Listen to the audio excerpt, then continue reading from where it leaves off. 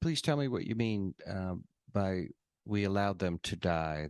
Well, the fact is they did die, okay? And more people died in the United States per capita than in any other industrialized country or most countries in the world. And the persons who died were usually the obese and other chronically ill individuals. And the question is, what is the role of nutrition in obesity?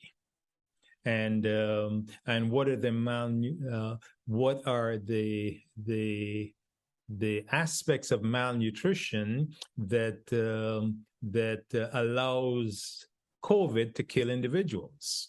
That question was not really dealt with or approached in a serious manner. We do hint at, say, vitamin D deficiency or insufficiency as being one of the contributing factors, but there are probably many others. Rather than doing that, we just went for the monetization, which is vaccination and pharmaceutical care, because that is how we're set up.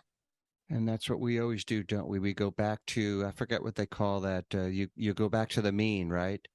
You go back to the mean of the whole system, of the whole system, which is regression flawed. To mean, yes, which is flawed. Yeah. This is not to knock vaccination. Vaccination is a significant tool, but again, this was an opportunity to look at the other side of the equation, as opposed to looking at how best to treat this. We could have looked at how best to prevent this. We can look at how best to resist this. And why do you think our model is set up this way? I mean, time and time again, compared to the rest of the world, we seem to fail on all the metrics from healthcare.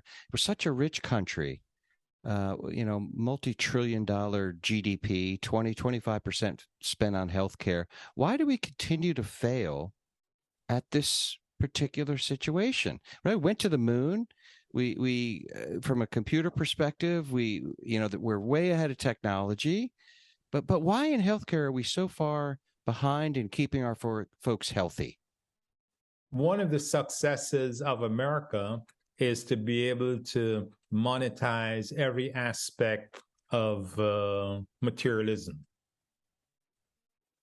so that rather than looking at healthcare as a problem, healthcare is a solution to many problems. The healthcare industry. And let us take, for example, obesity. If you sell enough soft drinks and enough fast food, you'll create obesity. Obesity then allows a pharmaceutical industry to develop. It allows physicians to make money. It allows pharmacies to do well. It allows clothing manufacturers to always have something to make, and you go on and on. So you take one aspect of disease, and all of a sudden you have 5 or 6 industries doing well. Dr. Bone, I'm not disagreeing with you, but it sounds like you're saying that we have monetized disease in this country.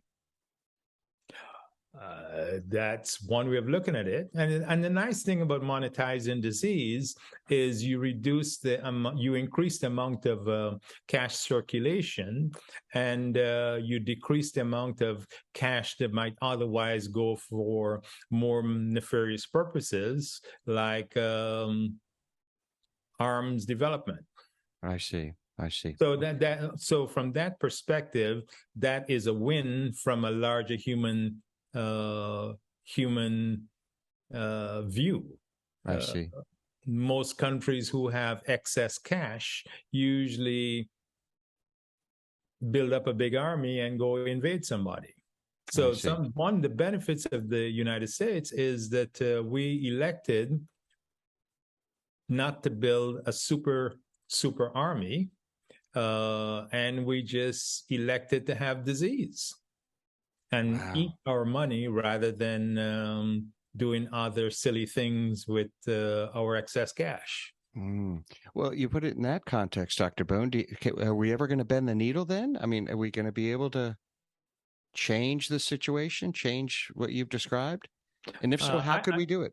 Well, what I'm saying is that one of the benefits of global warming is that we will have to do that because our consumption will have to move from animal products to plant-based products, which would decrease our carbon footprint. And by so doing, it would also decrease overall diseases of consumption. As you decrease your processing of plant-based products, you actually increase their nutritional value. And which was actually clearly delineated in the China study by the Campbells.